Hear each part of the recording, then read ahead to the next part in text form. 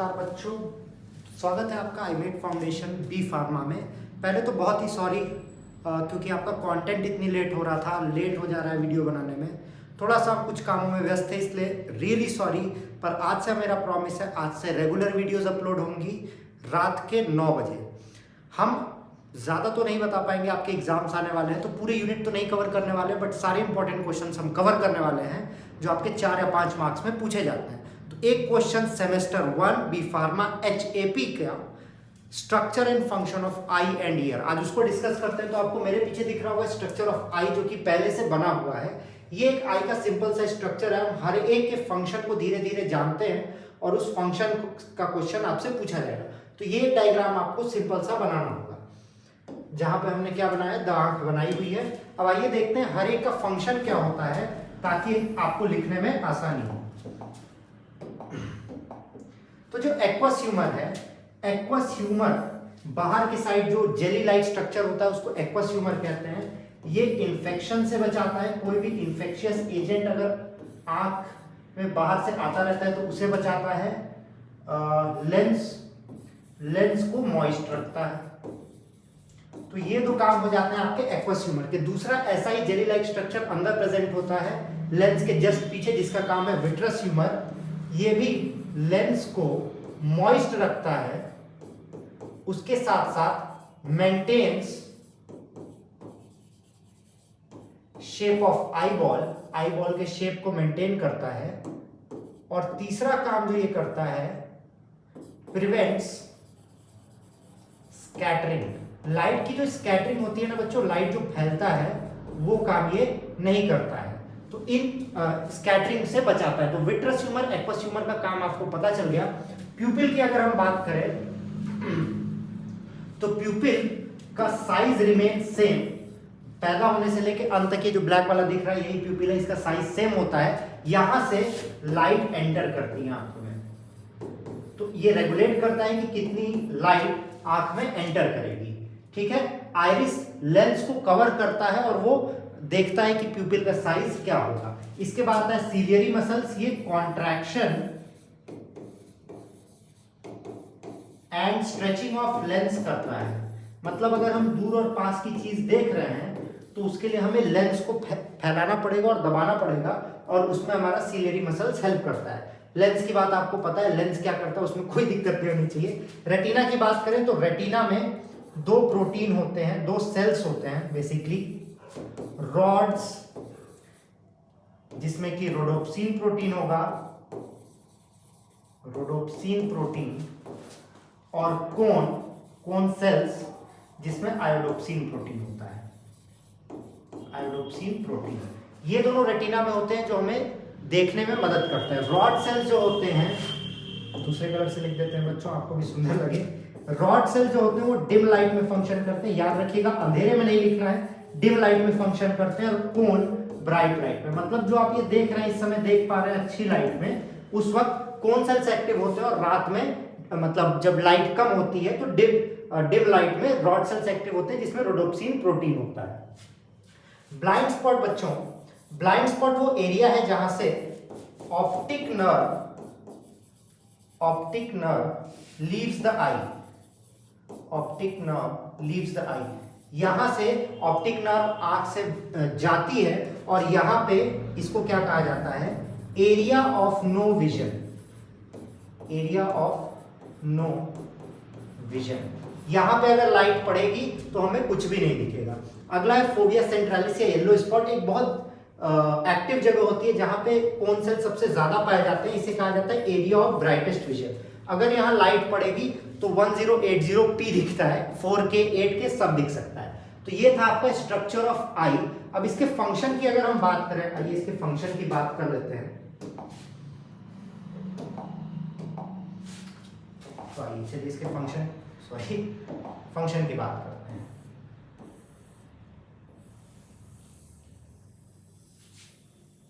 ये रहा आपका सुंदर सा आंख, थोड़ा सा गंदा बन चुका है, इसको बढ़िया बना दिया जाए।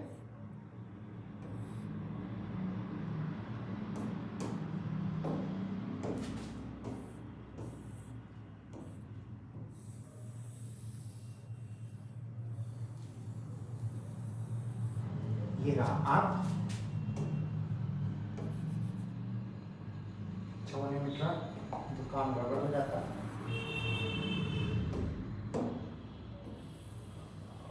ये हल्का सा ऐसा होता है। इसके बाद जस्ट यहां पे होता है लेंस, जिसमें सीलियरी मसल्स जुड़े होते हैं। देखिए फंक्शनिंग की बात करें, फंक्शनिंग में क्या होता है, एक स्ट्रेट रे आती है किसी ऑब्जेक्ट से, ठीक है, और फिर क्योंकि आपको पता है कौन सा लेंस है, कॉन्वेक्स लेंस है, तो या थोड़ी सी बच्चों कष्ट है हमें, यहां से ऐसे कन्वर्ज करेगा और यहां पे मिल जाएगा, जहां पे मिलेगा वहीं पे इसका इमेज बन जाएगा, ठीक है। तो ये था आपका स्ट्रक्चर एंड फंक्शनिंग ऑफ आई। यहां से जैसे ही इमेज बनेगा, हमारे दो प्रोटीन थे, रोडोप्सिन प्रोटीन और आइडोप्सिन प्रोटीन। अगर आप ब्राइट लाइट में देख रहे हैं तो आइडोप्सिन प्रोटीन काम करेगा और यहाँ पे जो रेटिना है वहां से मैसेज किसको भेजेगा, ऑप्टिक नर्व, जो ऑप्टिक नर्व ब्रेन को ले जाएगी और आपको बताएगी कोई चीज कितनी दूर है, उसका कलर क्या है, शेप क्या है, स्पीड क्या है। तो ये था आपका फंक्शन ऑफ आई। अब देखते हैं structure and function of year. तो ये रहा आपका structure and function of year. एक ये सिंपल सा ईयर का स्ट्रक्चर बनाया गया है बच्चों।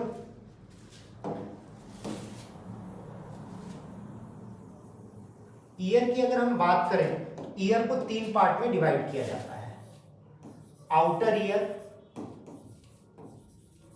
मिडिल ईयर और इनर ईयर। आउटर ईयर की बात करें तो आउटर ईयर में आता है आपका पिन्ना।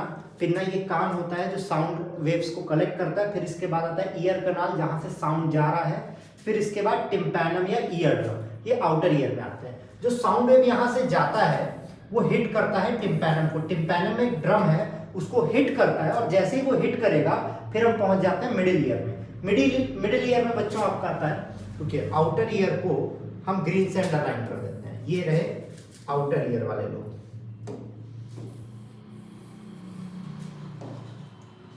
आउटर ईयर को ग्रीन से अंडरलाइन कर देते हैं, ठीक है। इसके सामने बना देना है ताकि आपको आइडिया रहे। मिडिल ईयर वालों को हम अंडरलाइन करेंगे रेड से। तो मिडिल ईयर के अंदर आपका आता है तीनों ईयर ऑसिकल्स और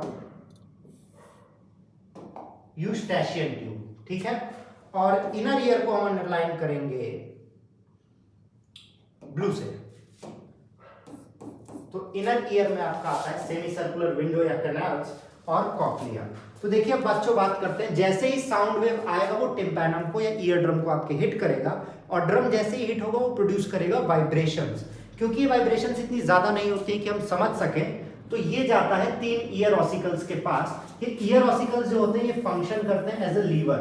लीवर का काम क्या होता है, साउंड एम्पलीफायर, साउंड की स्पीड बढ़ा देता है। 3 ईयर ऑसिकल्स होते हैं, मैलियस, इनकस और स्टेप्स। या तो आप ऊपर वाले तीनों साथ में लिखेंगे मैलियस, इनकस, स्टेप्स, या तो आप ये तीनों साथ में लिखेंगे hammer, anvil, stirrup. Malleus, anvil और स्टेप्स मत लिखिएगा, मार्क्स कट सकता है।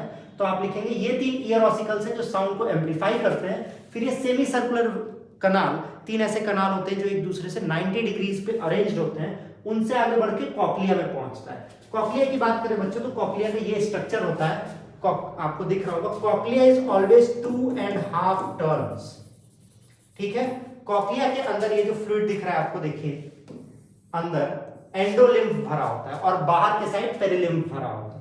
जैसे ही साउंड वेव आएगा इसमें वाइब्रेशन प्रोड्यूस करेगा और इसके अंदर एक पतला सा नर्व होता है जिसको हम लोग कहते हैं ऑडिटरी नर्व।